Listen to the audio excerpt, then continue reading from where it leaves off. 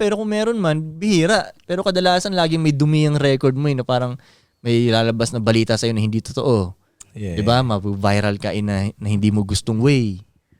Pero sa bagay, lahat naman tulong, kahit bad publicity, bandang huli. Tsaka nakakalimutan din ng mga tao eh. Kung let's say, kunyari may lumabas na balita sa'yo na hindi mo gusto. Lalo na ngayon. Pag tumagal, okay pa rin, parang goods ka pa rin sa mga tao. Papapicture pa rin sila sa'yo. Wala, Koy, ang viral ngayon, ano na lang, isang swipe up na lang. Oo nga Pag swipe sa'yo, wala, nakalimutan ka na. So, sinong mo tol? Pag kaya rin kasi nung sinilip ko nga yung Facebook mo, di ba? Ang dating sa akin, alam na ito ang ginagawa na ito.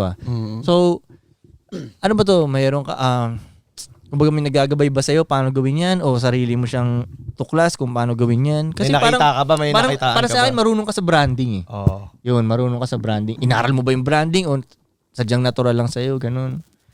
Ano din, kumbaga, kasi ano rin eh, yung ginagawa ko ngayon, ano lang siya, kumbaga, nung nakakulong ako, magkausap kami ng tatay ko, tsaka nanay ko. Yung utol ko may dalang asong babaeng tuta.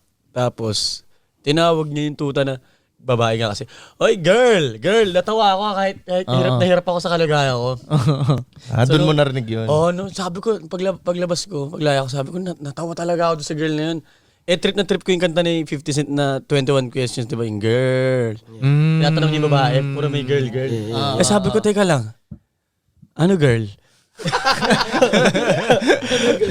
Kaya dun siya nabuo. Kumbaga, tas nakita ko na, trip ng mga manggi ko, trip ng mga girls. O sige, bibigay ko yung ano nyo. Yung nagustuhan nyo pala, luto ako niyan. Gustuhan nyo pala, parang ganun. Puro girl talaga yung makikita mo kada na-expose niya. May girl na naman na word. Ang galing niya, tatatak talaga siya tol eh. Tatatak siya ng tatatak. Tsaka ang maganda dyan, kumbaga nag-expand yung, kasi dati mga manggi lang eh. Yung mga manggi. Ngayon mga girl na eh. Kasi ibang mga klaseng girl sila. May mga kolehiyala, may nagtatrabaho. Tawagin ako sa manggi ko, girl? Boy, girl! Gaganon ako, sabi ko, kamusta girl? Kumbaga, nabuksan ko yung kabilang pintuan pa. Nabuksan mo yung crush mo sa babae. Siyempre, ngayon lang din sila nakakilala na katulad ko. Kaya nagugustuhan din nila. Kumbaga, Gago, talaga to siya nga tol, parang internet material. Parang ganun siya eh. Kasi may mga post siya minsan na gets ko kung ba't maraming views to. Alam mo yun, gets ko kung ba't maraming shares to. Ang kakapal din talaga ng ng reach na ito eh, di ba? Kasi talagang pag yung video niya, puta, papakita mo sa tropa mo, parang ganun siya na klaseng material eh. Hindi siya yung, ha? Shareable. Shareable siya, ganun na, minsan, ano ba to, sinasadya niya ba na magaganto-ganto? Alam niya ba, nabasahan na madaming questions para sa isang marunong tumingin ba, di ba? Or siya ba talaga to? Or alam niya yung, may karakter siyang pinoportray, pero kahit ano dun, para sa akin, gumagana siya. Yep. Diba? Pasok.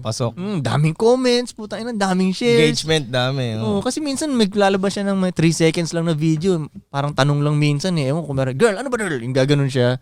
Tapos 3 seconds lang. Tapos kapal pa rin eh. Parang naaaliw yung mga